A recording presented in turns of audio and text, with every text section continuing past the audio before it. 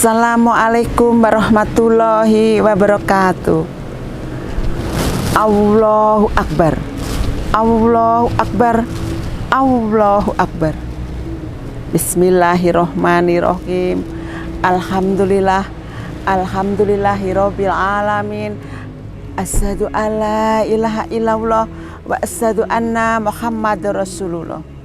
Assalatu wassalamu ala asrofil amya'i wal mursalin wa ala alihi wassobihi ajmain, amma ba'du. Saudara-saudara yang seiman, yang dirahmati Allah, pada kesempatan ini saya akan membahas tentang sudah bersyukurkah kita. Pemirsa yang saya muliakan, kita semua pasti mengetahui bahwa kenikmatan-kenikmatan yang diberikan Allah Subhanahu wa Ta'ala kepada kita itu banyak sekali. Pernahkah kita mensyukurinya? Itu pertanyaan saya. Kenikmatan Allah Subhanahu wa Ta'ala tersebut tidak terhitung banyaknya. Salah satu contoh yang Allah berikan kepada kita adalah nafas, sehingga kita bisa hidup. Nah, mana bisa kita hitung nafas kita, ya, oksigen kita, oksigen yang masuk ke dalam tubuh kita tidak bisa kita hitung. Coba kita bayangkan berapa kali kita menghirup oksigen setiap menitnya, bahkan setiap detiknya, ya, ataupun setiap harinya. Itu semua Allah berikan kepada kita secara gratis dan cuma-cuma tanpa bayar sepeser pun. Apakah kita sudah bersyukur itu? Nah, itu ya. Coba kalau kita lagi sakit sehingga membutuhkan bantuan oksigen, ya, pasti kita akan mengeluarkan biaya yang tidak sedikit. Itulah nikmat sehat yang diberikan Allah Subhanahu wa Ta'ala. Terkadang kita lupa untuk mensyukurinya. Alhamdulillah, kita semua diberikan oleh Allah Subhanahu wa Ta'ala sehat jasmani dan rohani. Itu yang paling penting. Jadi kita sehat jasmani dan rohani, sehingga sepatutnya kita wajib bersyukur dan menjaganya dalam kehidupan kita. Pemirsa yang dicintai Allah, bersyukur menurut Islam adalah wujud terima kasih seorang hamba kepada Allah Subhanahu wa Ta'ala atas nikmat yang diperolehnya. Bersyukur dapat diterapkan dalam bentuk ucapan maupun perbuatan. Allah Subhanahu wa Ta'ala berjanji bahwa akan melipat gandakan karunia-Nya kepada orang-orang yang senantiasa bersyukur.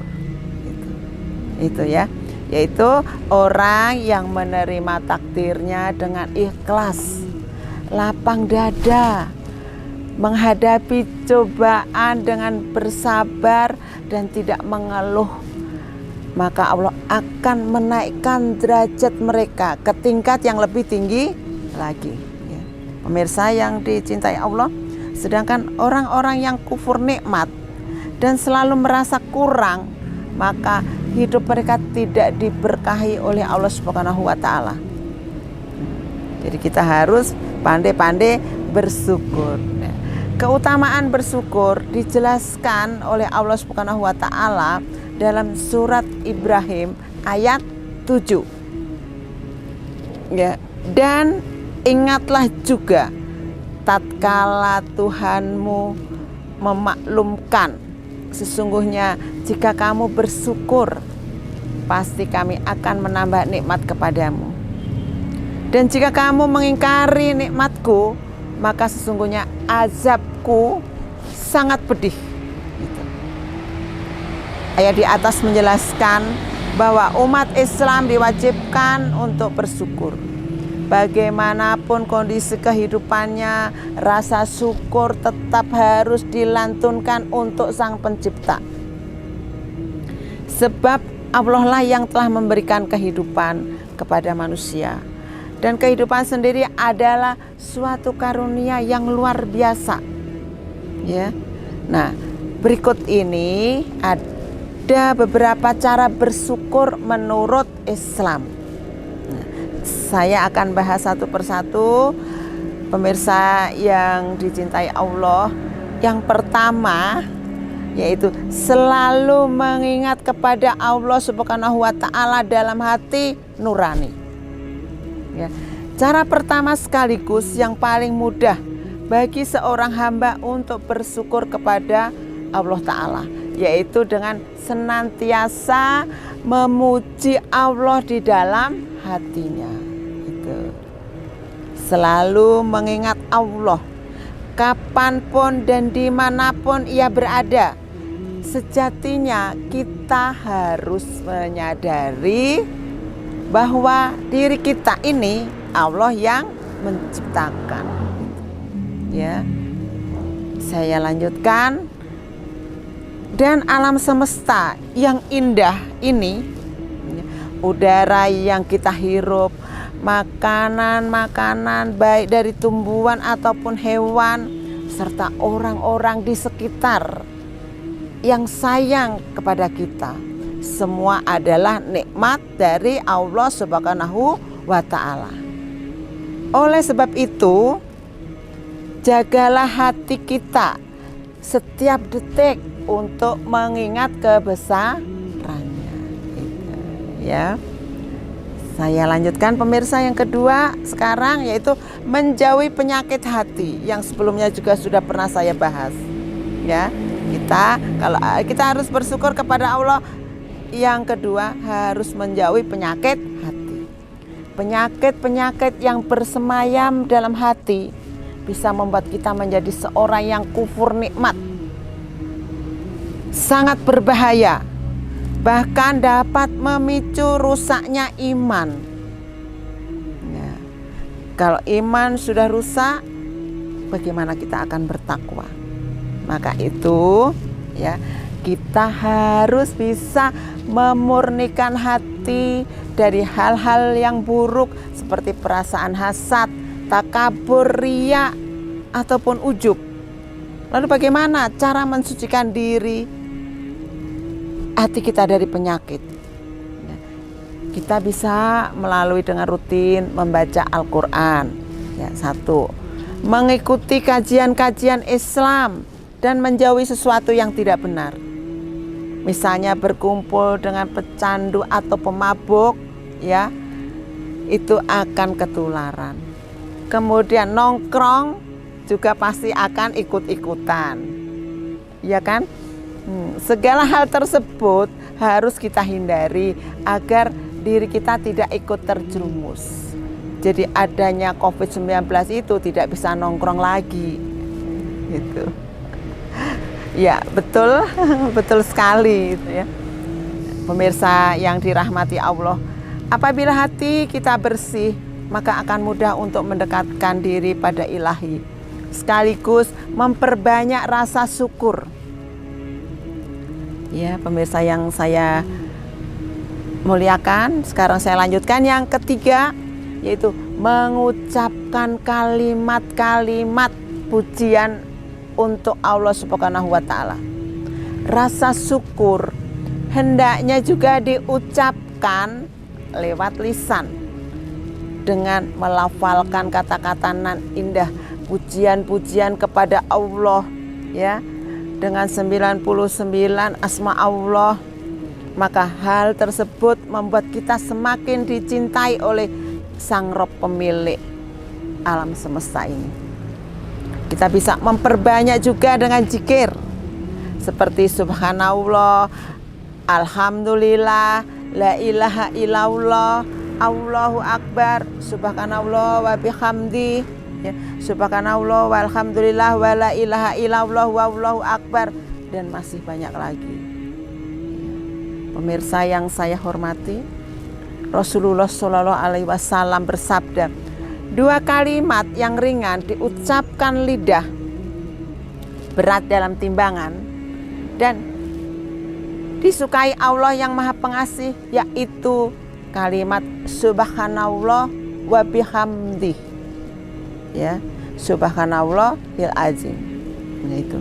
Barang siapa mengucapkan subhanallah wa bihamdih 100 kali dalam sehari, ia akan diampuni segala dosanya, sekalipun dosa itu sebanyak buih di laut. Ya, buih di laut tidak bisa dihitung. Kemudian yang keempat yaitu meningkatkan ketakwaan. Bersyukur tidak hanya dilakukan lewat hati dan lisan saja, namun juga diwujudkan lewat perbuatan. Salah satunya dengan cara menjadi pribadi yang bertakwa, menjalankan segala perintah Allah dan menjauhi segala larangannya. Misalnya apa? Misalnya dengan taat menjaga sholat 5 waktu, melaksanakan zakat fitrah, membaca Al-Quran, menjalani puasa Ramadan, dan menjauhi hal-hal yang berbau maksiat dan tercela, misalnya seperti berzina, mengkonsumsi narkoba, berjudi, mencuri, dan perilaku buruk lainnya yang harus dijauhi oleh kita. Gitu. Ya, pemirsa yang dirahmati Allah, yang kelima saya lanjutkan, beramal kepada orang-orang yang membutuhkan. Allah Subhanahu wa Ta'ala berfirman dalam Quran surat Ad-Duha ayat 11, dan terhadap nikmat Tuhanmu hendaklah engkau nyatakan dengan bersyukur. Apabila kita diberikan kelimpahan rezeki oleh Allah Subhanahu wa Ta'ala, maka salah satu cara untuk mengekspresikan rasa syukur yaitu dengan berbagi kepada sesama manusia. Jangan bersifat kikir. Ingatlah bahwa sebagian harta kita itu adalah milik orang lain. Makanya jangan lupa minimal 2,5% apabila kita mendapatkan rezeki. Oleh sebab itu kita tidak boleh melupakan beramal ataupun bersedekah. Besar kecil nominalnya tidak menjadi masalah. Yang penting kita ikhlas, ya. Maka Allah pasti akan mencatat amal kita dan memberikan pahala. Perbuatan beramal ini juga menunjukkan bahwa kita ingin berbagi kebahagiaan dengan orang lain. Di saat kita diberikan nikmat yang berlebih, maka jangan ragu membagi-bagi nikmat itu kepada orang lain. Ya, jangan ragu. Nanti kalau kita ragu juga Allah akan ragu ngasih kepada kita. Ya, pemirsa yang saya muliakan, yang keenam, jangan selalu melihat ke atas, tapi tengoklah juga orang-orang di bawah. Cara bersyukur menurut Islam selanjutnya yaitu dengan bersikap ikhlas. Maksudnya jangan selalu iri dengan nikmat ya, kepada orang lain. Jangan hanya melihat kehidupan orang-orang yang lebih kaya, lebih sukses, dan lebih rupawan daripada kita. Tapi kita juga lihatlah kehidupan orang-orang di bawah kita. Orang-orang yang serba kekurangan. Orang-orang yang hidupnya di pinggir kali, ya, atau di bawah jembatan kalau masih ada. Yang mungkin fisiknya juga kurang sempurna, atau mereka yang hidup sendirian. Kita harus lihat itu, ya. Kalau kita lihat itu, kita akan lebih mensyukuri nikmat apa yang diberikan Allah kepada kita.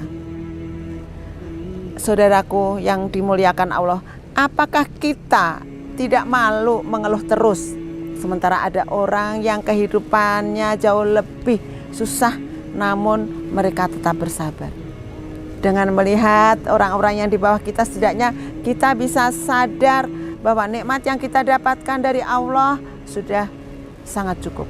Jadi bersyukurlah, insya Allah maka nikmat kita akan ditambahkan oleh Sang Ilahi. Ya, saya lanjutkan saudaraku. Yang ketujuh yaitu senantiasa selalu tersenyum, ya. Tersenyum, nanti aura kita akan menjadi aura yang lebih bagus, menjadi aura yang positif. Senyum manismu di hadapan saudaramu adalah sedekah. Nah, makanya Pemirsa, kita harus selalu tersenyum. Itu sudah merupakan sedekah. Ya, senyum. Seperti saya itu senyum. Wujud syukur berikutnya yaitu dengan memperbanyak senyum. Nah, bukan berarti senyum-senyum sendiri. Nanti kalau senyum-senyum sendiri berarti orang bisa mengatakan kita begini. Ya, itu maksudnya senyum kepada orang lain. Senyum di saat hati kita marah, senyum kita dilanda cobaan, senyum yang terpenting selalu menunjukkan raut wajah ceria. Ya, jadi senyumnya senyum yang lepas. Ya, kalau marah senyumnya tidak bisa lepas, masih ada terganjal di situ. Ya, seperti saya. Saudaraku yang dimuliakan Allah, ketahuilah bahwa senyum itu tak sekedar membuat orang lain menjadi senang, tapi di hadapan Allah Subhanahu wa Ta'ala, senyum itu bernilai ibadah yang merupakan sedekah paling ringan. Maka dari itu, jangan bersikap terlalu jutek. Nah, nggak boleh, ataupun acuh. Ya, kita tidak boleh jutek ataupun acuh tak acuh. Atau senyumnya cuma tersunggung sedikit, hindarin itu.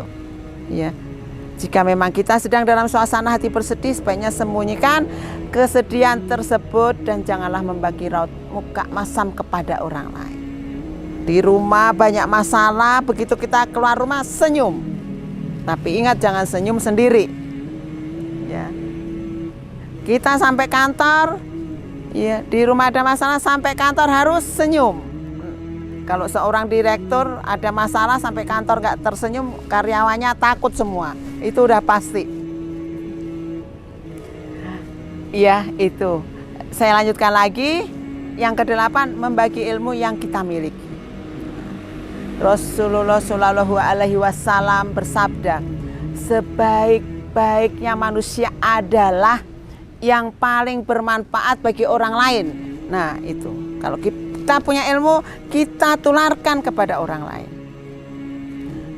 Ya, apabila kita termasuk orang yang memiliki ilmu tinggi dan berwawasan luas, baik itu ilmu agama ataupun pendidikan umum, hendaknya kita membagi ilmu kepada orang lain. Ya, salah satu caranya yaitu dengan menjadi pendidik. Kita bisa memilih profesi sebagai seorang guru, dosen, atau sekedar membuka les privat di rumah. Ya, jika kita tidak mampu melakukan hal tersebut, mendidik anak-anak kita sendiri pun sudah bernilai pahala. Cara lain, kita bisa juga men-share tulisan-tulisan atau membuat video pelatihan ataupun bimbingan ataupun tausiah seperti saya, yang bisa bermanfaat di media sosial karena menggunakan teknologi informasi yang sekarang yang sudah canggih. Gitu. Ya, pemirsa yang dirahmati Allah, yang ke-9, ya, merawat nikmat Allah Subhanahu wa Ta'ala. Allah Subhanahu wa Ta'ala berfirman, tidaklah kami mengutusmu melainkan untuk menjadi rahmat bagi sekian alam. Ya, itu Al-Anbiya 107. Cara bersyukur menurut Islam yang tidak kalah penting yaitu dengan merawat nikmat yang telah diberikan oleh Allah Subhanahu wa Ta'ala, misalnya menjaga kelestarian alam, tidak menebang pohon sembarangan ataupun membakar hutan. Ya, selain alam itu juga diharuskan menjaga dan merawat diri sendiri. Seperti melakukan lulur badan, spa, facial, krim bat, atau hal-hal lain yang berkaitan dengan merawat kecantikan diri diperbolehkan dalam Islam. Dengan pengecualian tidak merubah bentuk fisik. Ya, jangan hidungnya kurang mancung ditambah, matanya kurang lebar dilebarin, bibirnya kurang tipis ditipisin, itu tidak boleh. Tapi hanya krembat, lulur, facial itu diperbolehkan dalam Islam. Ya. Dalam hadis riwayat Muslim diceritakan, ada seseorang yang bertanya kepada Rasulullah Shallallahu Alaihi Wasallam, bagaimana dengan seorang yang suka memakai baju dan sandal yang bagus, Beliau menjawab, sesungguhnya Allah itu indah dan menyukai keindahan. Itu ingat ya. Jadi Allah itu menyukai keindahan.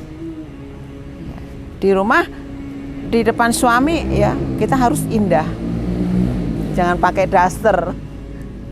Harus berdandan yang indah, yang cantik. Nah, itu karena Allah sendiri menyukai keindahan ya. Apalagi manusia.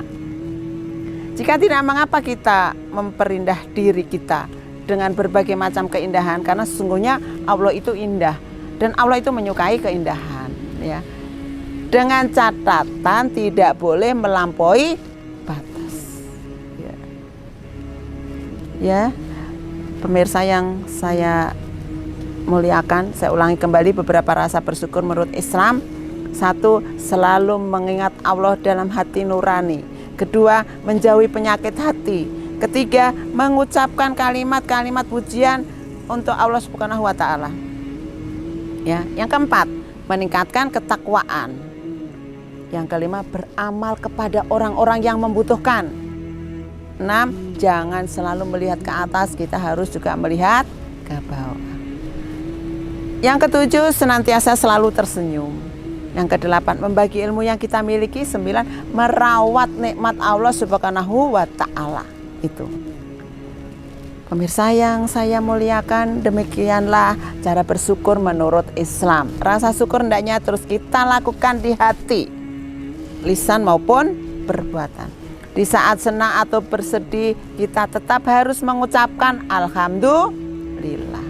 Dengan menjaga nikmat-nikmat yang kita miliki juga merupakan salah satu bentuk rasa syukur kita kepada Allah Subhanahu wa taala. Pemirsa yang dirahmati Allah, saya sudah jelaskan panjang lebar. Semoga bisa bermanfaat dan harapan bisa diamalkan. Semoga yang saya sampaikan saat ini bisa bermanfaat bagi saudara-saudara semua. Mohon maaf apabila ada kesalahan dalam penyampaiannya. Ya, saya tutup dengan mengucapkan rasa syukur kita, yaitu alhamdulillahirabbil alamin. Ya. Akhirul kalam. Wassalamualaikum warahmatullahi wabarakatuh.